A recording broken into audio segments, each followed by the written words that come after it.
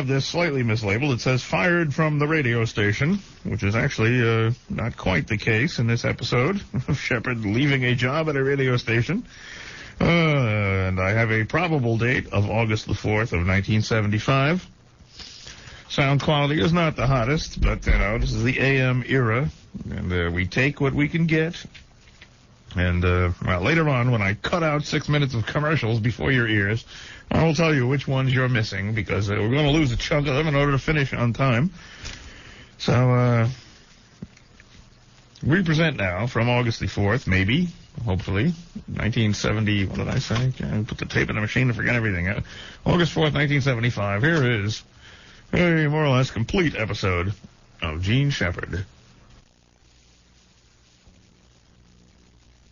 You are going to listen to the following program, and that is an order. You hear that? That's right. That's an order. All right, George. I think that's the trouble is we're too lax these days. This is a permissive society, and too many people are allowed to tune away. And that's that. To me, that's ultimate permissiveness. George. In fact, I hope you realize that many a network has toyed with the idea of producing jamming equipment, which secretly and subtly jams the station and the channel next to their channel. And of course, did you know this was done? Wait a minute, don't laugh. Do you know that I know that now I'm going to tell you a story you never heard of American communication. There's a lot of stories that the average American walking around doesn't know about the field of media. You perhaps are aware, just faintly aware, that there is no love lost between various radio stations. You understand that, don't you? I mean, if you think that General Motors and Ford fight it out, or that Exxon and Shell battle for every last drop of gas they can sell, you have no idea what it's like in the field of communications. I mean, it's trench warfare. I mean, I've seen radio stations where all announcers were equipped with bayonets, and they were under strict orders to gut anybody that shows up from the neighboring station. No, this is the truth. Now, come on, Pat, let's relax here. You don't have to worry about any of that stuff. Your job is to listen to the show. Okay. No, that's now, I want to tell you one of the most fantastic stories that I ever actually. I knew several of the participants, and I will not tell you what town it happened in, nor any of the other details, except to say that this occurred. Now, the violent channels, for example, in various towns, television channels, they battle it out. I mean, really battle it out for the advertising buck. And there are very few more dramatic moments when, by one of those horrible coincidences, a salesman, a time salesman from Channel X, arrives at this prospective sponsor at exactly the same time that a salesman from Channel Y arrives. And they are both trying to sell 6 o'clock. Well, I want to tell you, I've seen scenes that rival, some of the more bloody Anthony Quinn movies. Everything but, breaking the bottle off. All right. I'll come and one step closer and I'll gut you. No way. Now, I'm going to tell you a little story that may that may really surprise you. The battle is more than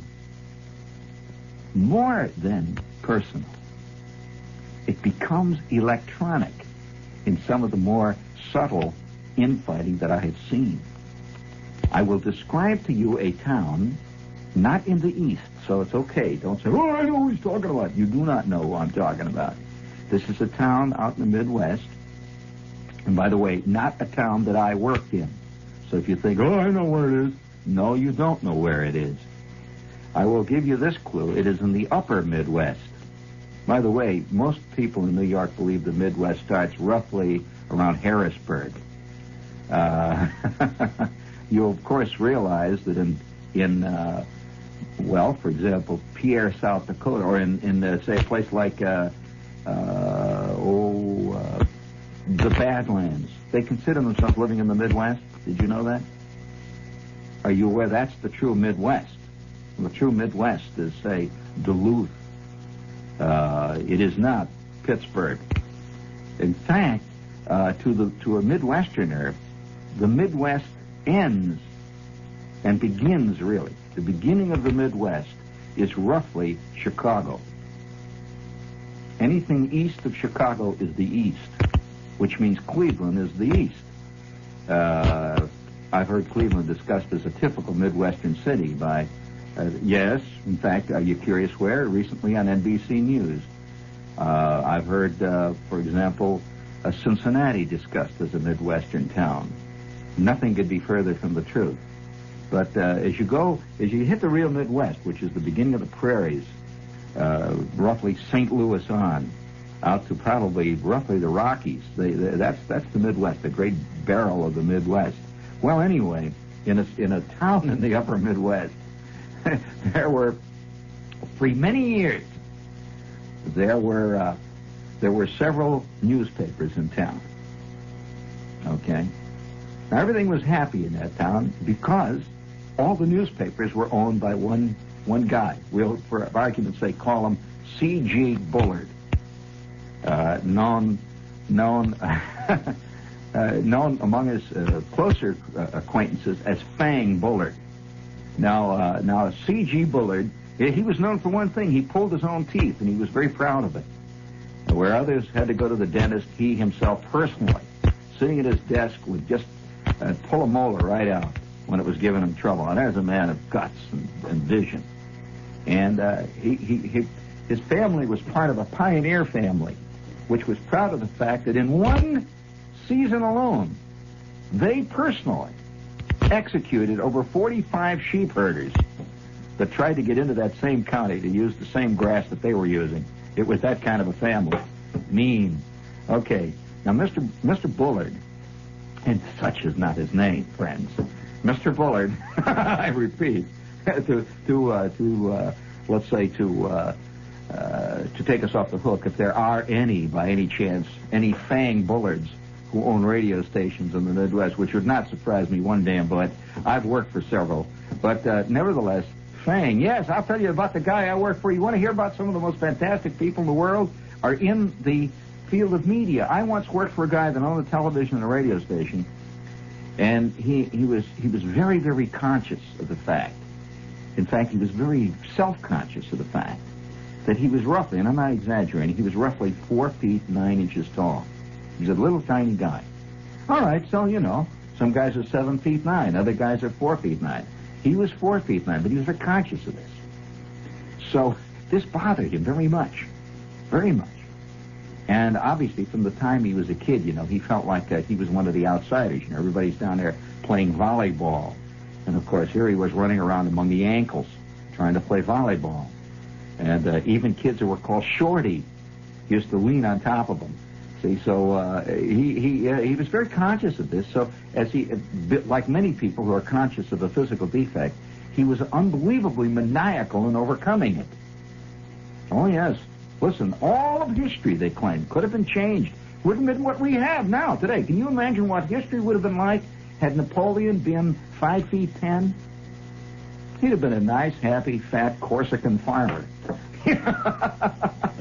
But the fact that he was 4 feet 12 or whatever it was, yeah, roughly 5 on the button, he was a little less than that. He was driven to unbelievable drive. He was unstoppable. He was maniacal. Are you aware that almost every talk show host is far below the national average in height? Every one, without exception. You could put Johnny Carson, you could put Dick Cavett, Merv Griffin. You could put all of those guys in your overall pocket. And they would have room, by the way, to invite Jack Parr in. Now, Parr is you notice Biggie's? Parr's big. The big guys have slowly lost out to all those little scurrying guys that took over their shows. All started as guests. Oh, yes, you let that rat in your bosom, buddy, and he'll eat you. So, who are the big guys? Well, Steve Allen, he's about 6 feet 4. Yeah, Allen's a big guy. Jack Parr is about 6'2" or 3. And all these guys, Dave Garraway's about 6'9", replaced by 4'2" Barbara Walters. So it's the little people, the angry little people. See, they're angry from the time they were kids. You know, every time they said, all right. Well, are you guys out for basketball? Forget it. Little Clifford, you know, he was lucky if he could, you know, if he get out with a checker team, and even then, you know, he had to put phone books so he could see the table. So he was very angry. Well, this guy was a very angry man. Oh, I mean, he was really angry. He was always angry. And as a result, he was fantastically successful. No way you could stop this guy. And I'm serious, he was 4'9". And so, but he had to have symbols of his bigness now. He became big financially in every other way. He owned television stations, radio stations. He owned half of the state. He owned, it was reputed that he owned the turnpike. I mean, yeah, I'm serious, he did. So here's this tremendously powerful, potent, rich guy. So to rub it in, he used to have an office. It was I'd say roughly the size of the Felt Forum. And, yes, it was tremendous. He had an office, tremendous office. And the office was very carefully designed. The decor was selected with absolute attention to detail. As a matter of fact, there's another interesting point. The smaller the guy, the rule of thumb, one of Shepard's famous operating life rules of thumb, Shepard, the modern Machiavelli. The smaller the man, the bigger the office. The bigger the man, the smaller the office. Is the other way. Okay? So you find that the little guys generally wind up with gigantic offices. Did you know that Hitler's office, did you ever see pictures of Hitler's office? Fantastic. Hitler had an office, believe it or not, and it was in the Chancellery building in Berlin, obviously. And his office was designed by, his architect, Speer, who has just gotten out of the prison here about a year or two ago. Speer wrote a book about it. And anyway, one of the things that Hitler needed as his architect and designer designed it for him was an unbelievably immense office. I mean, really big office. I'm talking about the kind of office that's about 150 feet long and maybe 75 feet wide. And it has a giant ceiling that goes way up. And the desk, of course, that Hitler had was placed at the far end of the office, so that as you approached Hitler, you had to walk through this long, vast stretch of emptiness. And way at the end was this desk, say, fantastic effect. Well, this guy that I worked for, now I'm going to describe to you the scene, and it's actually true, and the people who ever worked for this guy get together now. They're sort of a little private club. People who once worked for this guy are a little club. It's like people who were once actually on the staff of Hitler in the bunker. They probably get together and talk about the old days, too, But you remember the time he came in and, that kind of thing. This is speaking of little clubs. This is WOR, New York. And, that I'll tell you how funny this place was. I'll tell you how funny this place was. It's actually WBAI, New York, and not that other place at all. But the guys who finally left this place, there are places that are so terrorized by the company and by the people who operate the company that the people who are in the company itself have a feeling of being in some kind of army. See, the army, anytime you're in an army, the one thing about being in an army, you all together, everybody in the same army, have a feeling of unity together because their enemy is the army. See? And so there's a feeling of camaraderie which develops from being subjected to a common enemy. And this is even more amplified if the enemy happens to also there's a war on it. See, so if you're in an army and you have the enemy is not only the army, but also, say, whoever is on the other side, you wind up with a very close-knit group. Well, in the case of this particular television, radio, communications empire, when the people got out of this place, like for one reason or another, you see, by the way, one of their great pride and joys was nobody ever quit at this place.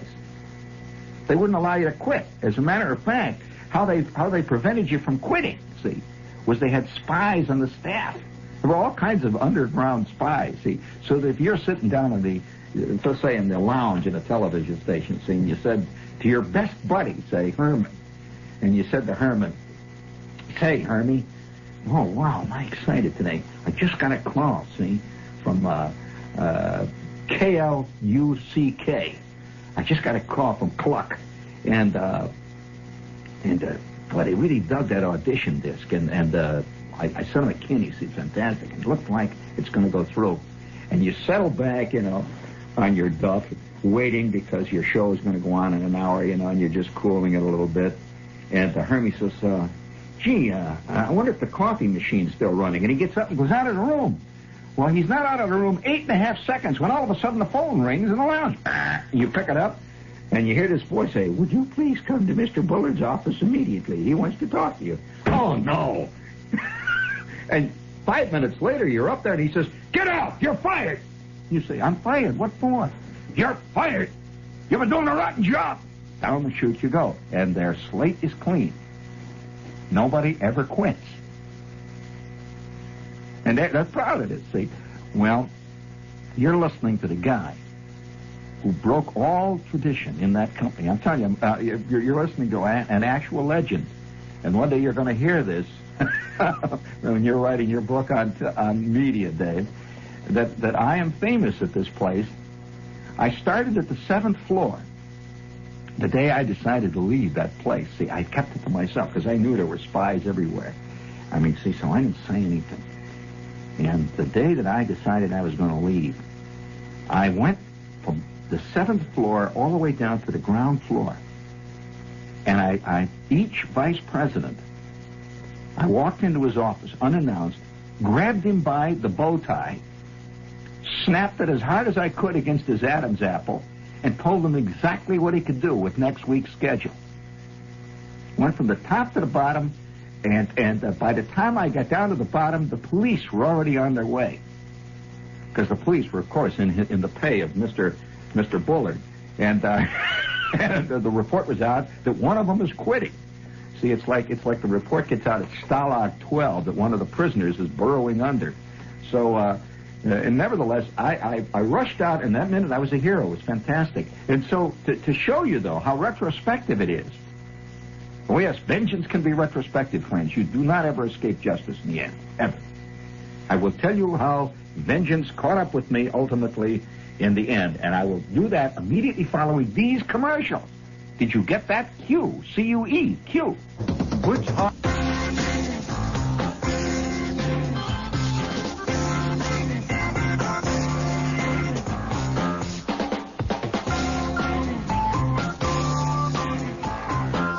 It is always assumed that 18 people sitting around a table are all equally involved in the problem that the committee purportedly is about. Yet, every committee I've ever found, there's always 3 people whose purported aims of being in the committee are one thing, but whose real goal is being president of the committee. Do you know that there is now formed an emergency committee for the enforcement of open communications between concerned persons?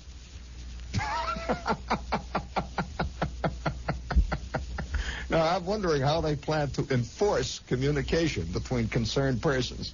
Can you imagine this cop coming down and knocking you on the head, upside the head? And he says, I understand you haven't said anything for the last 3 days. You've just walking around silent-like. You say, well, you see, I got this coat. Don't give me no alibis, Mac. We want to hear some communication out of you. And if you do not communicate within the next 24 hours, it's the slam. A little bit of Gene Shepard from his 1972 or so LP, The Classified Gene Shepard. Thanks for Pete Delaney. Thanks to him for pointing me in the direction of that. As we cut out a few commercials, and for the historians out there and completists, here's what you missed. Theragram, Aero Mexico, a live reading of for a book about elephants by Shepard, European Health Spa, and Corvettes. And now we're going to pick up the story. Well, actually, I think we have one more commercial here. We can't cut out the General Tire spot. After all, that's what WOR was all about. So we resume now. Gene Shepard from August 5th, 1975. This is WBAI, New York. Let's finish this little thing here by laying a General Tire on the on the marks out there. Okay, right, hit it.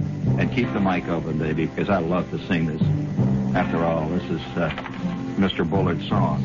Someday you'll own. Oh, oh. Someday you'll own. Yeah.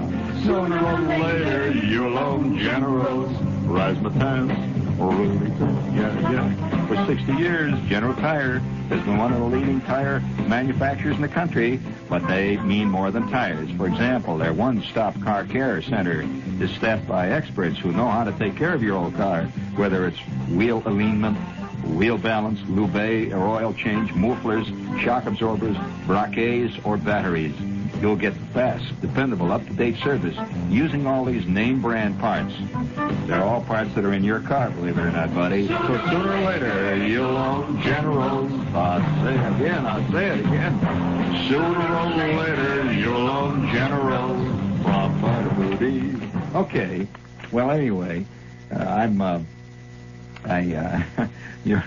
you want to hear about this guy, right? Well, I was one time summoned in the presence, and incidentally, they had a rule. Now, I'm going to tell you how ridiculous the extent of monomaniac, or it really is monomaniacal drive that this company had, that everybody who came to work at this place,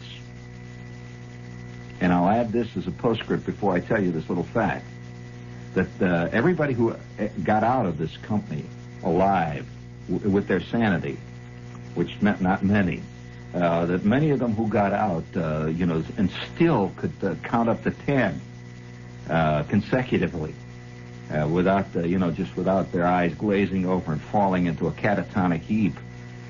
Those people, they have a club now.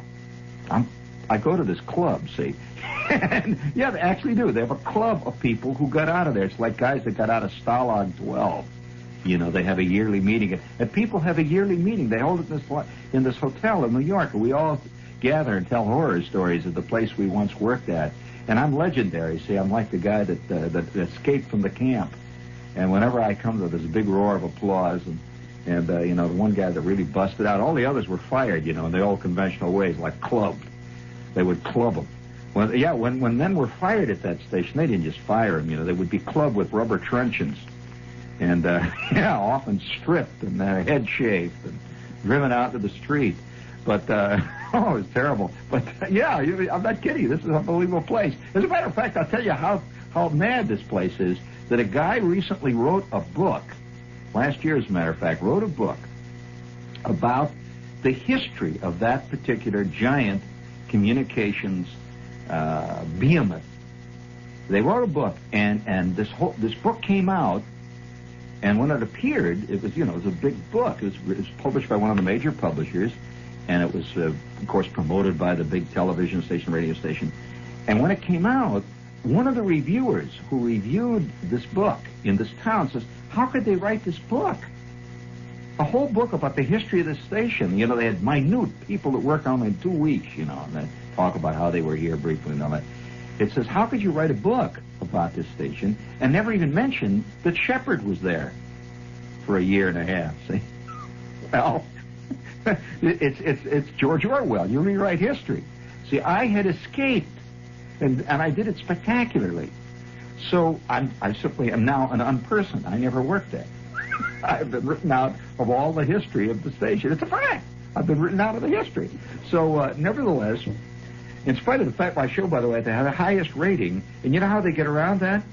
My show had the highest rating of any show they ever had at that time, the TV show that I did at that point. And they merely said, a late-night show achieved astounding ratings during this period in the station's progress towards true greatness. They didn't say who the show was or anything. It was just a show. But nevertheless, it's like writing the history of The Tonight Show, and you don't mention Carson. A person that did the show was quite successful in making the, So anyway, here's the kind of office that the head man had. Now remember, it was all owned by this one guy. It wasn't a giant corporation. He owned everything. See, well, one day I was summoned into the presence, and he was legendary.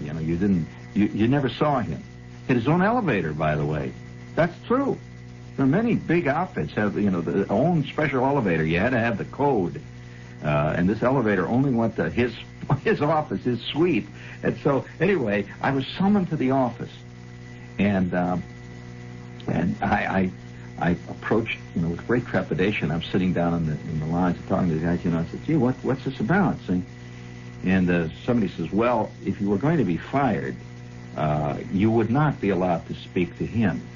Oh, no, part of the humiliation process of firing you, that's, interestingly enough, by the way, there are some companies that like to humiliate their ex-employees, the guys they're going to fire, by not even allowing him to talk to anybody in command. You are fired by a secretary. Have you ever seen that done? Oh, yes, where some chick, some 8-year-old girl says, oh, by the way, Mr. Cloverman, I have a note here for you. Here it says, I'm supposed to read it to you. It says, you're fired. There. Yeah, I've seen that happen. So that's the way they did it there. So you were fired by a total underling, and the bigger the guy, like say some guy that was a famous news commentator, well, really famous, somebody like, somebody like the Walter Cronkite would be fired by a girl who was just hired last week, and now she's firing news commentators, and that would be what they would do. See, so. He was fantastic in his creativity. He create evil. See, some people just have it happen. This guy created it. And he'd cackle as it was, came to flower. So one of the things that they required in this behemoth was when you came to work there, now this is going to sound like something you cannot believe, but it's the truth, absolute truth, that this station had manufactured, at great cost I might add, had manufactured radio television combinations. They were like portable sets, like a 14-inch tube, a little set, and it had a radio in it. You've seen the kind that have radios and so on. Okay, that everybody who got a job there had to buy one of these, and it was taken out of his pay. It was part of your equipment. Seriously, you had to buy this set, and it was taken out of your pay every week. They take $9 out of your salary, see, to pay for the set. And the set, you got it absolutely, no matter what happened, you got the set. There was only one interesting thing about the set. It only got one channel. And the radio had no dial on it. You could not tune it. You just turned it on and you got the station. The station. And as a matter of fact, I might add how diabolical this was, that the station realized what a fantastic weapon it had here, see, in a one-channel, one radio station set. That they put them on sale then. They said, hey, it's a great, terrific thing, see. So what they did was take out ads in all the local papers, which they also owned. They took out full-page ads now that here you could get a combination radio and television set for something like $12. And the marks came down by the millions. They bought these sets, see. And so this is, how about that putting the opposition out of business that way, that's another way. So, nevertheless, many of those sets are still working. They only get that same station, that station and so on. So I was called to his presence. It was a fantastic moment. I'll never forget it. It was a very impressionable age. I had just gotten out of college. I was, oh wow. So I went down this long corridor. And he had, this was a tremendous building where there were all kinds of, the corporation had all kinds of other things going. But his office was at the end of a long corridor that you walk down this quiet corridor with a thick carpet, mysterious doors on either side, marked Conference Room B, stuff like that. And you walk down this corridor, and at the end of the corridor was a door that was different from all the other doors in that it was the entire wall. So it was a narrow corridor, and the whole wall was this fantastic carved walnut door with a great brass eagle or something on it. And that was Mr. Bullard's place. Now, it did not have a knob. You did not go in and say, open the door. No way. You came to the end of the door there, and there was a little ivory inset button that you'd press. And at that point, a concealed speaker would say, "Who's there?" Just like that, see. And you talk into it. You'd say, "It's me." "Excuse me, would you please repeat your name? We do not know a Mr. Me." You say, "Oh, that's the whole clip." Well, this place was so Olympian that You just didn't say this is Cliff. Say, excuse me, Clifford who? Say, well, it's Cliff. Gee, you know, at this point you start forgetting your name, you know, because you have no identity at all. See, I'm Cliff Bugleman, and they'd say, oh, one moment, please. And there'd be a pause, and then the door would open. Just opens. It's operated by motors or something. It just, but it's like a pneumatic sealed door. And the air rushes out, you know, and you go into this quiet place. Again, you're in a compartment. You do not just walk in. Totally glass sealed. And sitting inside a glass cage was an angry lady who apparently was also angry to the extent where she was heavily armed. So you walk in there and say, and that little hole that with a speaker, with a two-way microphone, you talk to her. He says, I'm here. She'd say, he'll see you. Fantastic. He'll see me. See. She again presses a button, and a glass door on the other side soundlessly wheels back. You are now in. Not quite. You went through another corridor. She says, that way. See, you go through another corridor, and she presses a button, and soundlessly a black obsidian door opens. It was a black door, just slides back, and you're in darkness. Fantastic. I walked in. First, I couldn't see because this place is very brightly lit at first, and this entire office is in almost complete shade. It's like gloom.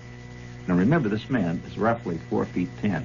That's why I have to remind you of a very important fact. And at that moment, you know, I looked around, and then I began to adjust, and I see that the room is a vast room, and it is indirectly lighted through louvers, like, and there's little beams of light along the ceiling, but it doesn't make any on the floor. It's just kind of dark, and you see this fantastic room, and at the far end of the room, tremendous room, on a raised dais, it must have been, I'd say, close to 3 feet high. I'm not talking about a little platform, it's about 3 feet high, is this vast desk. And behind the desk, you could just see this figure, and he has lights behind him. Behind him, this guy, he'd read every known book on operational psychological motivation, how to cow the troops. And he had this light behind him, and you walked across this carpet that was, I'd say roughly the length of Yankee Stadium. You know, you walked along this carpet, dead silence, and you arrived in front of this giant desk where you had to look up, you see, and you'd have to stand back. If you got too close to the desk, you couldn't even see him. So I'd stand back, and he's sitting at this desk, looking down at you, of course. He's way high above you. He's looking down, and he has a long ivory cigarette holder. I'll always remember that ivory cigarette holder. It must have been 1.5 feet long, and he's smoking this cigarette, and he's wearing a pair of sort of purplish glasses, and he's this figure, you see, just sort of behind the desk. You couldn't tell how tall he was. He looked immense, though, behind that desk, because here he is, you know. He's looking down, and he's got this cigarette holder, and I stand before him, and he says, and it's sort of a high voice, are you Shep? And I said, yes. Are you? He doesn't know you. You know, you're just the star of his station and everything else. You've got 12 billion fans. He doesn't know who you are. You know. So at that point, he says, would you care for a French chocolate? I staggered back, and I was not prepared. But would you care for a French chocolate? Well, you know, first thing you can't say, oh, you're kidding, huh? You know. So at that point, he just takes this box, he just pushes it along the edge of the desk, and now you're looking up at a silver box. So help yourself.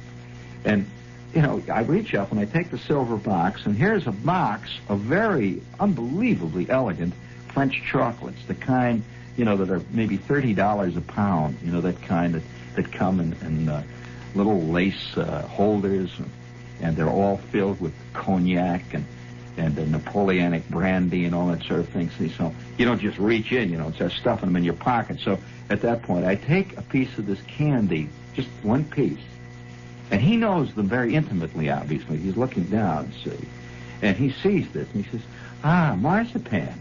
I know what the hell, they're just all chocolate to me, but he knew what they were, see. So I take the piece of candy, and I put the box back up, and he said, oh, yes, you're a shepherd, of course, and he has a piece of paper, and he says, I wish for you to sign this paper. And he hands me a paper, and I look at the paper, and I said, well, what is it? He said, well, you just sign it. And I said, well, may I look at it, please? He said, well, it's just a contract. You sign it. It was a contract for 3 years. That's like being called by the Pope, and you've now been appointed the head of all the cardinals. In other words, he personally is saying, I want you to be here for the next 3 years. Personal. Well, I didn't want to be there, see, already in my head. Here I am, I'm faced with a fantastic moment of truth. See, what are you going to do? So I said, well, gee, Mr. Bullard, I can't read in the dark here, and I'd like to look it over first. He says, it's a very good contract. Are you suggesting that we wouldn't give you a good contract? Of course, their idea of a good contract really was maybe $12, $14 a month. Also, 8 days a week. See, they had a special way of calculating days there, and they were the only outfit I knew who could even play with time. They could make you work maybe 30, 40 hours a day. Plus the fact, by the way, you were allowed one weekend off every third year to celebrate the signing of a new contract. And so, yeah, that's roughly the contract. See, so I said, well, gee, you see, so he then decided to be very, very friendly, and he said, well, I said, of course, he said, you may sign it, but would you please give it to Mrs. Waring after you sign it? He said, I'd like that to be back in 5 minutes because we wish to keep our books straight. I said, well, thank you. In other words, I could take it out and sign it outside, see. So I take the contract out, see, now walking out, and that's Mrs. Waring in the front there. So Mrs. Waring looks at me, and she says, may I have the contract, please? And I said, well, Mrs. Waring, he said I could read it. She said, no, he said you could sign it. I said, oh, okay. I says, here, I'll give it back. So I handed it back there. She said, but it's not signed. And I says, well, I'll be back up later this afternoon to sign it. I have to go down and fix my show up. And I disappeared. It was that afternoon, by the way, that I made my decision, friends. Now, that's an absolute true story, but I'll tell you one of the more fascinating sides of that story. And it wasn't the same town, but another town in the same state. A radio station got so mad that the other radio station was getting listeners that it actually built on the outskirts of town a clandestine transmitter that broadcast a heavy hum at all hours of the day and night on the transmitter frequency of the other station. You could barely hear the station, but you could actually hear it. You hear, so if some guy buy a commercial, and he tuned on his radio to hear it, it would go, Charlie's paint shop. Forget it. They lost all their business in about 8 weeks, and it took them over 2 years to track down the clandestine transmitter. And at that point, nobody built it. It just, they don't know how it happened. It was just magically this automatic. So you didn't know there was things like electronic warfare going on among the machines. Well, did you know that early, now I'm going to tell you something really esoteric. In the early days of the Castro regime, did you know that Castro and the Castro regime put a jammer on this frequency, 710? That is a fact. That is an absolute true fact. And that early in the Castro regime, I had just come to this station, and I used to get fan letters from guys that were underground in the Castro government who listened to the show every night. Now, they didn't jam it because of the show, so don't think that. But many broadcast stations were jammed in Cuba, and this was one of them. Yeah, this is WOR. This is WBAI, New York. That was Gene Shepard from August the 5th, August 4th, August 4th, 1975. And that concludes Mass Backwards for this week.